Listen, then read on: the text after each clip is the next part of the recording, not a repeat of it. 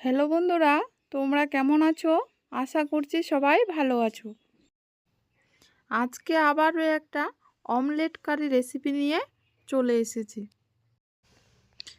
এই অমলেট কারি রেসিপিটি বানানোর জন্য এখানে আলুগুলোকে খোসা ছাড়িয়ে কেটে নিয়েছি, অল্প সিদ্ধও করে নিয়েছি। এখানে আমি নিয়েছি লঙ্কা কুচি, রসুন কুচি আর একটা বড় সাইজের পেঁয়াজ কুচি।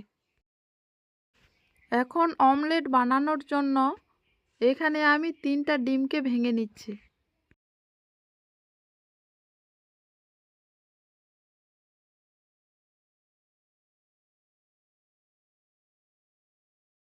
ডিমগুলোকে ভেঙে নিয়েছি। এখন পরিমাণ মতো দিয়ে দিব লবণ, দিয়ে দিব হলুদ গুঁড়ো, আর একটা কাঁচা লঙ্কাকে কুচি করে কেটে নিয়েছি দিয়ে দিব। এখন ডিমগুলোকে ভালো করে ফেটিয়ে নিব। এখন ডিমগুলো ভালো করে ফেটানো হয়ে গেছে। এখন ডিমের অমলেটটাকে ভেজে নেব। ডিমের অমলেটটা ভাজার জন্য এখানে একটা ফ্রাই প্যান বসিয়ে দিয়েছি। এখন 2 চামচের মতো দিয়ে দিলাম সরিষার তেল। এখন তেলটাকে ভালো করে ছড়িয়ে দিলাম। এখন ফেটিয়ে রাখা ডিমটাকে দিয়ে দিব। একটু সময় নিয়ে ডিমটাকে উল্টে দেব।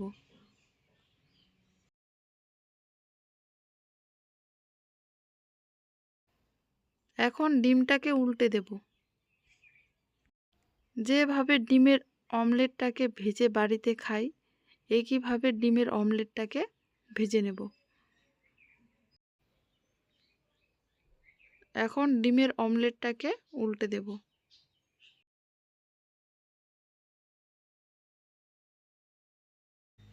আরও 2 চামচের মতো দিয়ে দিব সরিষার তেল।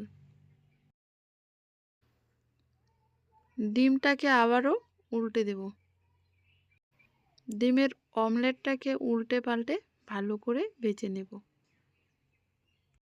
অমলেটটাকে ভালো করে ভেজে নিয়েছি। এখন ওই হাতাটাই দিয়েই ভালো করে ডিমের অমলেটটাকে লম্বা সাইজ করে কেটে নেব। তোমরা তোমাদের পছন্দ মতো কেটে নিও। আমি লম্বা সাইজ করে কেটে নিলাম। এখন ডিমের অমলেটগুলো একবার করে উল্টে নামিয়ে নিব।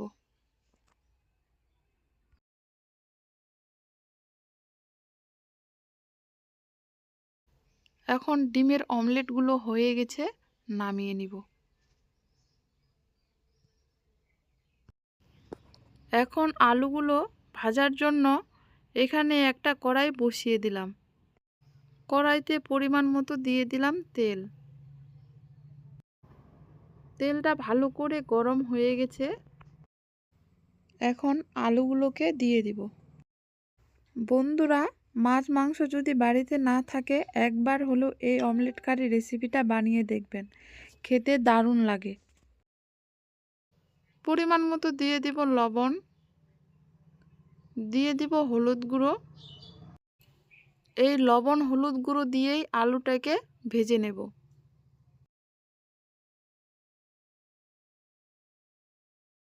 আলুগুলোকে লাল লাল করে ভেজে নেব।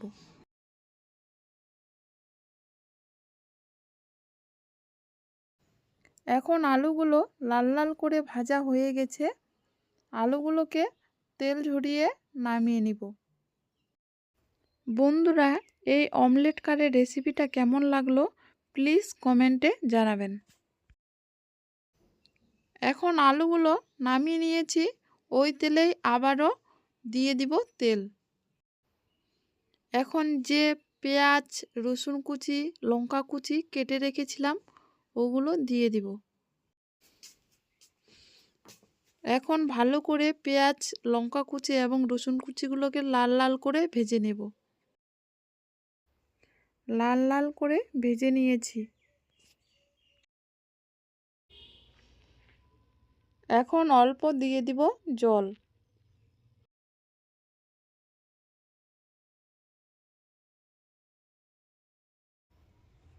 দিয়ে দিব পরিমাণ মতো লবণ, দিয়ে দিব হলুদ গুঁড়ো,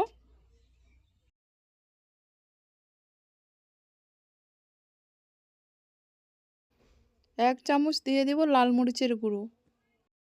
এখন ভালো করে পেঁয়াজটাকে কষিয়ে নিব।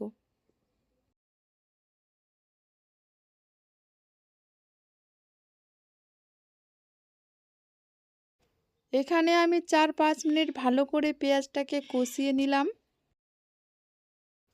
এখন ভেজে রাখা আলুগুলোকে দিয়ে দিব।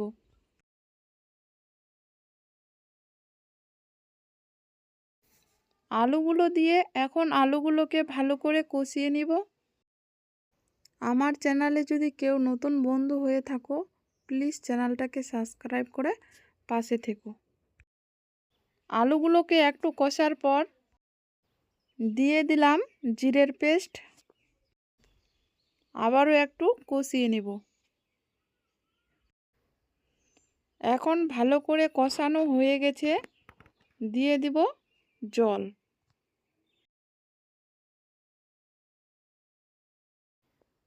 এখানে আমি প্রথমে 2 কাপ দিয়ে দিলাম জল। মনে হলো জলটা একটু কম হয়ে গেছে, তার জন্য আরেক কাপ দিয়ে দিলাম।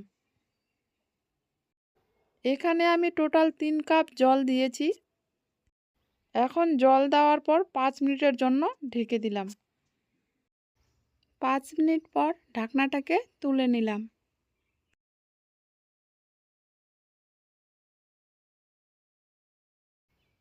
এখন অল্প পরিমাণ দিয়ে দিলাম গরম মশলার গুঁড়ো। গরম মশলার গুঁড়োটা দিয়ে এখন ভিজে রাখা অমলেটগুলোকে দিয়ে দিব।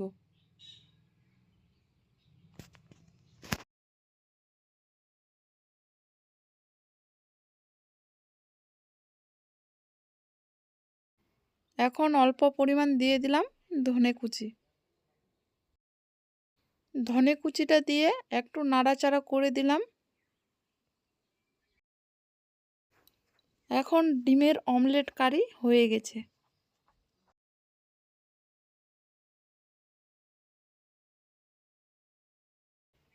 নামিয়ে নিব। এখন নামিয়ে নিয়েছি। বন্ধুরা, এই ডিমের অমলেট কারি রেসিপিটি যদি ভালো লাগে, লাইক, কমেন্ট, শেয়ার এবং চ্যানেলটাকে সাবস্ক্রাইব করে পাশে থাকবেন। ধন্যবাদ।